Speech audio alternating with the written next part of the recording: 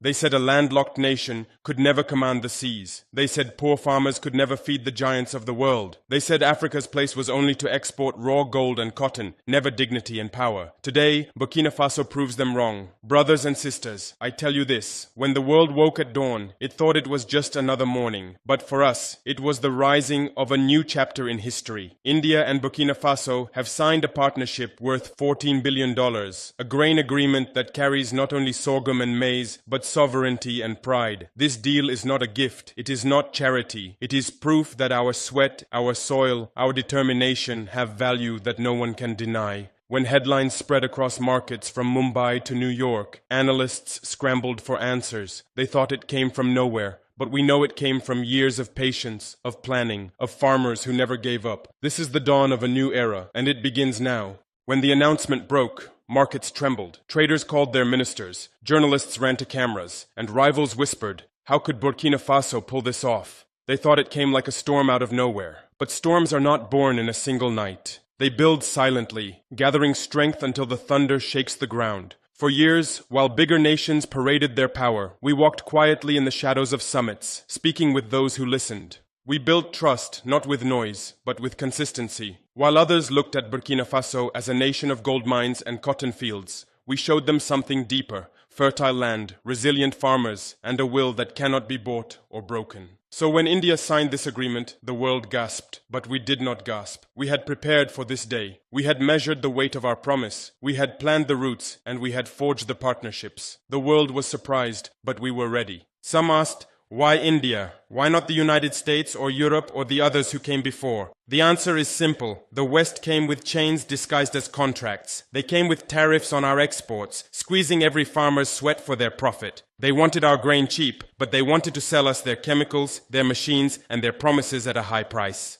That is not partnership. That is exploitation. India came differently. They came not with tariffs, but with trust. They offered us not only cash, but technology, irrigation, and storage. They respected our sovereignty. They did not ask us to bend our politics. They asked us only to deliver quality, and we agreed. The United States taxes us when we sell, pressures us when we refuse, and lectures us when we resist. India invests when we grow, pays us fairly, and listens when we speak. That is why this deal was made with India, not because they are perfect, but because they treated us as equals. And in this world, equality is the rarest grain of all. The world saw the signatures, they saw the press release, but they did not see the path that led us here. Behind the closed doors of forgotten conference rooms, while cameras pointed at the powerful, we were already planting the seeds of this agreement. At food security forums, our delegation spoke not of dreams, but of capacity. Of silos already filled, of plains ready for expansion, of farmers disciplined by hardship. India listened. They sent envoys, quietly, without spectacle. They walked our fields. They touched our soil. They met our farmers. They did not demand headlines. They demanded proof. And we gave it to them, season after season, until trust was stronger than any signature. Meanwhile, the West dismissed us. They sat across tables with their calculators, speaking tariffs, penalties, and restrictions. They measured profit, not partnership, and in their arrogance, they lost what India gained.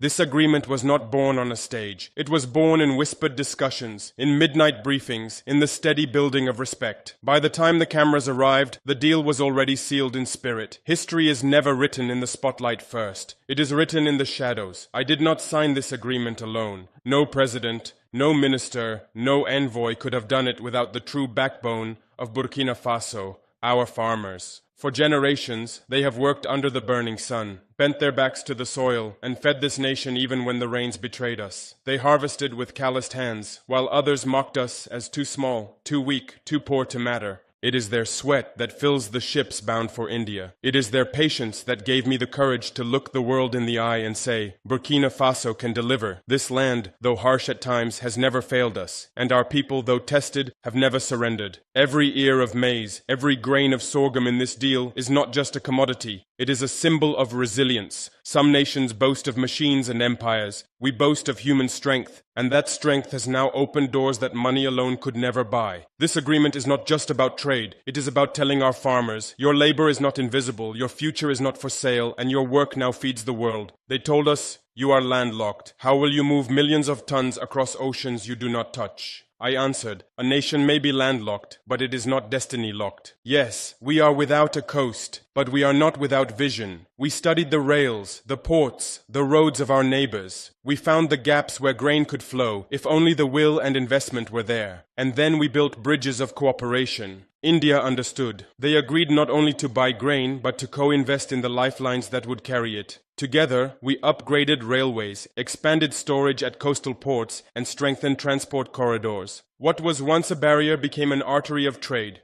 The West laughed at our challenge. They said logistics would crush us. But now, ships filled with Burkina Bay grain are preparing to leave African shores. Distance is no longer our prison. It is our opportunity. For every mile our grain travels, it carries a message that Burkina Faso has broken the chains of geography, and no border will ever silence our ambition again. Grain is never just food. It is politics. It is leverage. It is survival. When the West holds wheat, they treat it as a weapon. They sanction nations. They starve children. They dictate terms. But when Africa dares to use its soil as strength, they call it destabilizing. I told them clearly, if you can use food to bend nations, so can we. Our grain to India is not only trade, it is alignment. It is a message that Africa chooses its partners, not its masters. Every shipment leaving African soil declares that we are no longer pawns in someone else's game. Washington called our deal reckless. Brussels whispered about dependency. But their protests revealed the truth. They fear losing the monopoly of control. We are no longer waiting for crumbs of aid. We are exporting dignity by the ton. Politics of power once flowed from guns and gold. Now, in the 21st century, it flows from sacks of millet and wheat. And this time, the balance is tilting toward Africa. The day our first grain ship sailed for India, the panic began. In Washington,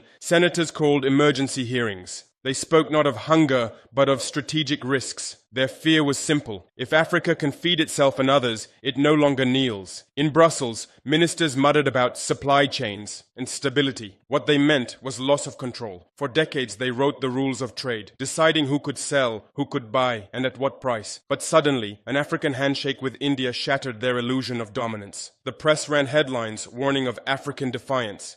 Think tanks predicted a new food order. They weren't wrong. Behind closed doors, offers flooded my desk. Loans, partnerships, even military aid disguised as friendship. They thought Africa could still be bought, but we were no longer selling our silence. For the first time, their panic was not about war, but about wheat. Not about oil, but about grain. They realized too late. The continent they starved for centuries is now feeding the world. In New Delhi, the air was thick with calculation. India stood at a crossroads. One path led deeper into Western orbit, the other toward a bold alliance with Africa. The West whispered promises, lower tariffs, technology transfers, easier access to American grain. But India knew those deals always came with chains. Every concession meant giving up sovereignty piece by piece. Africa's offer was different. Grain at fair prices, no strings, no lectures. Yet it came with risk. Choosing Africa meant angering Washington, provoking tariffs, and facing quiet punishments in the global markets. The Indian cabinet debated deep into the night. Could India withstand the storm? Prime ministerial aides laid out the stakes. 1 billion mouths at home, farmers demanding fair imports, a rising middle class hungry for cheaper food. Aligning with Africa wasn't just geopolitics.